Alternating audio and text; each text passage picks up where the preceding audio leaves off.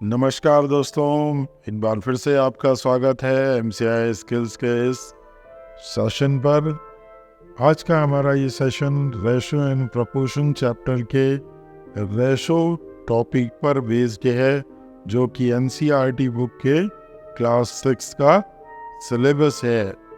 आज इस सेशन में हम रेशो को समझने की कोशिश करेंगे। इस सेशन को शुरू करने से पहले कुछ आपसे सवाल। क्या होता है जब आपके फादर आपको 5 रुपीज़ देते हैं और आपके भाई को 20 रुपीज़ देते हैं? निश्चित रूप से आपका दिमाग खराब होता होगा। क्यों? क्योंकि आपको ₹5 मिले और उसको ₹20 मिला। मीन्स आपको कम मिले और आपके भाई को ज़्यादा पैसे मिले, इसलिए आप दुखी होते हैं, आपका दिमाग खराब होता है, आप लड़ना शुरू कर देते हैं। क्यों?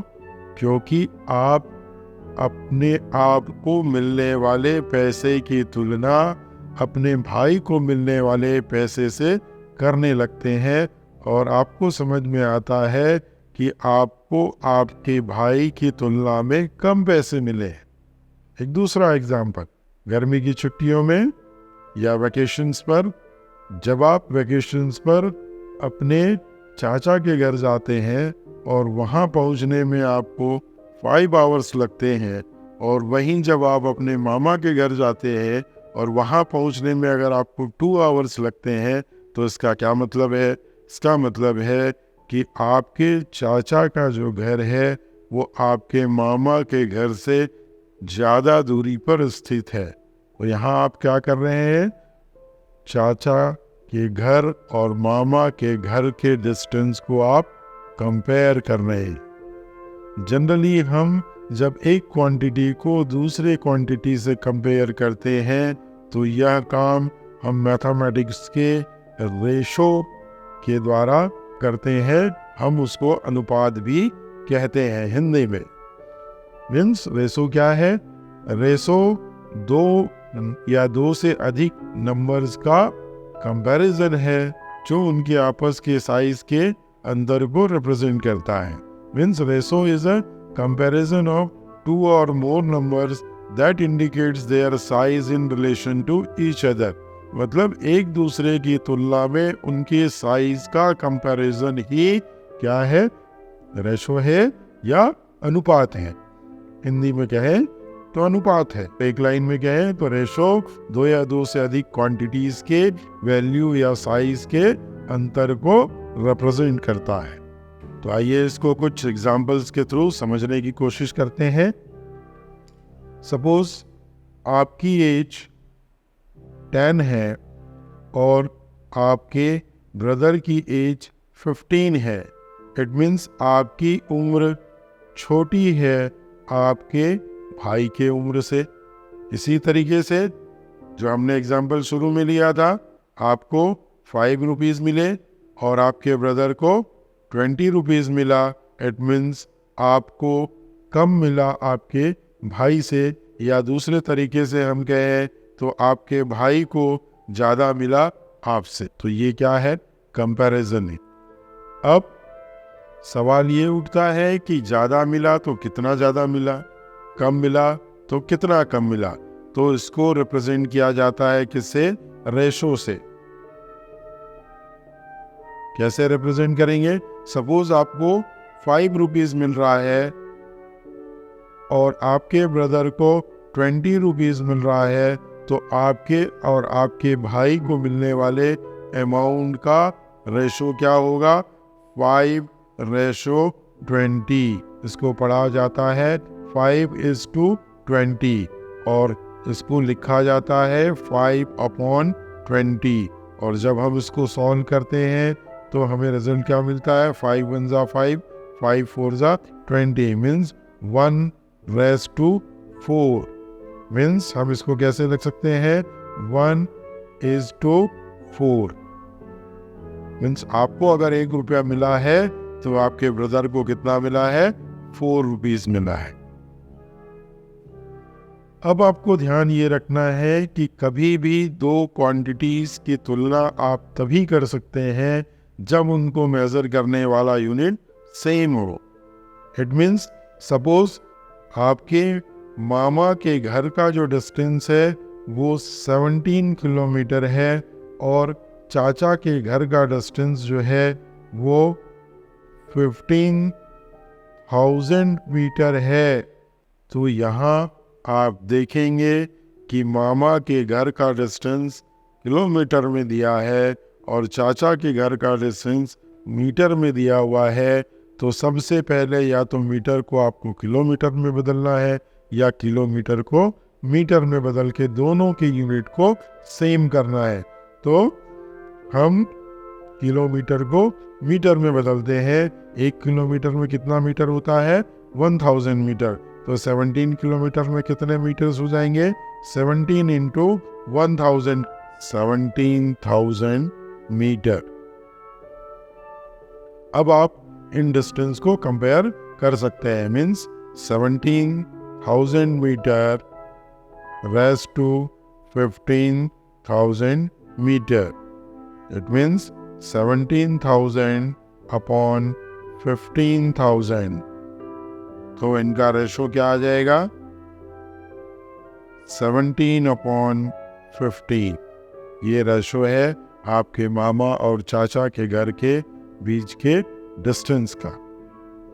ध्यान रखिए, कभी भी आप रेशो निकालें तो उन्हीं नंबर्स का या उन्हीं क्वांटिटीज़ का आप रेशो निकाल सकते हैं जिनके यूनिट्स सेम। चलिए कुछ और एग्जांपल देखते हैं। सपोज हमें 50 पैसे का रेशो निकालना है इज टू 5 रुपीज़। तो आप देख रहे हैं कि एक क्वांटिटी पैसे में है, दूसरा क्वांटिटी रुपीज़ में है। तो पहले हम 5 रुपीज़ को पैसे में कन्वर्ट करते हैं, चूँकि 1 रुपीज़ इज इक्वल टू 100 पैसे। That's why 5 rupees will be 5 into 100 means 500 पैसे। मीन्स हमारे पास में अब क्वांटिटीज़ क्या आ गई हैं? 50 पैसे इज टू हाउ मच? 500 पैसे। तो अब हम इनको कंपेयर कर सकते हैं। इनको कैसे लिखेंगे? 50 रेशो 500। तो इसको कैसे लिखा जा सकता है? 50 अपॉन 500। और जब हम इसको सॉल्व करेंगे तो हमें क्या मिलेगा? 1 अपॉन 10 मीन्स 1 अपॉन 10। इसका मतलब है 1 raise to 10। 1 is to 10, 1 ratio 10। It means 50 पैसे जो है वो 5 रुपीज़ का 1 रेशो 10 के बराबर है। अब कई बार हमें अलग अलग सिचुएशंस पे सेम रेशो मिलते हैं। जैसे सपोज हमारे पास में कुछ रेशो हैं 1/2, 10/20, 15/30 और 20/40। तो आप देखेंगे कि इनका सबका रेशो सेम है। कैसे सेम है? आइए इसको चेक करते हैं।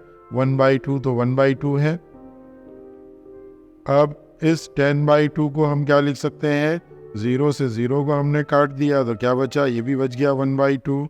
देन यहाँ पर 15 1 जा 50 और 15 2 जा 30। इट मीन्स यहाँ पर भी हमें क्या मिल रहा है? 1/2 और 20 1 जा 20 और 20 2 जा 40। इट मीन्स यहाँ पर भी हमें क्या मिल रहा है? 1/2। तो फाइनली इनका रेशो सबका सेम है। क्या? 1/2। तो ये सब क्या कहलाते हैं? सेम रेशो वाले नंबर्स कहलाते हैं। Number with same ratio. अब ये सेम रेशो वाले नंबर आए कैसे? हमको जो रेशो मिला था वो क्या मिला था? 1/2। हम सेम रेशो वाले नंबर्स को इक्विवेलेंट रेशो नंबर्स भी कहते हैं। तो हम इक्विवेलेंट रेशो नंबर्स जो है वो कैसे ला सकते हैं, कैसे प्राप्त कर सकते हैं, वो अब हम यहाँ पर देखेंगे। अगर हमें सेम रेशो वाले नंबर चाहिए तो हम या तो कोई एक पर्टिकुलर नंबर न्यूमरेटर और डिनोमिनेटर में मल्टीप्लाई करके ला सकते हैं या डिवाइड करके ला सकते हैं। सपोज हमारे पास में एक रेशो है 1/2। जब हम इस 1/2 में न्यूमरेटर में 2 और डिनोमिनेटर में भी 2 से मल्टीप्लाई करते हैं तो ये हो जाता है 2/4। इसी तरीके से अगर 1/2 में हम ऊपर नीचे 3 से मल्टीप्लाई कर दें तो हमें रिजल्ट क्या मिलता है, 3/6। और आगे देखते हैं 1/2 में जब हम ऊपर नीचे 4 से मल्टीप्लाई कर देते हैं तो हमें रिजल्ट क्या मिलता है, 4/8।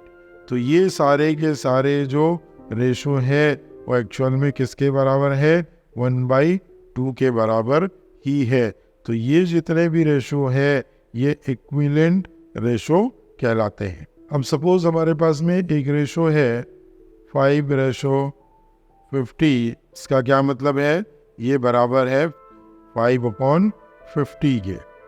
इट मीन्स आप देख रहे हैं कि यहाँ पर रेशो में जो पहला नंबर है वो न्यूमरेटर है और जो दूसरा नंबर है वो डिनोमिनेटर है। मीन्स जब हम किसी नंबर का रेशो निकालते हैं तो उसको हम फ्रैक्शन के फॉर्म में लिखते हैं और फ्रैक्शन के फॉर्म में लिखने के कारण ऊपर का नंबर न्यूमरेटर होता है और नीचे लिखा हुआ नंबर डिनोमिनेटर होता है। और आपको ये पता ही होगा कि कभी भी डिनोमिनेटर की वैल्यू वो 0 के बराबर नहीं होती है। फ्रैक्शन में डिनोमिनेटर की वैल्यू कभी भी 0 के बराबर नहीं होती। तो एक तरीके से आप देखें तो रेशो जो है वास्तव में फ्रैक्शन ही है। फ्रैक्शन को रिप्रेजेंट करने का एक दूसरा तरीका रेशो है। तो ये था हमारा सेशन जिसमें हमने रेशो को एक्सप्लेन किया। इसमें क्लास 6 के सिलेबस को कवर किया गया है। अब इस सेशन के बेस पे आपको इस क्वेश्चन का आंसर देना है। इस क्वेश्चन को सॉल्व कीजिए और आंसर को कमेंट कीजिए।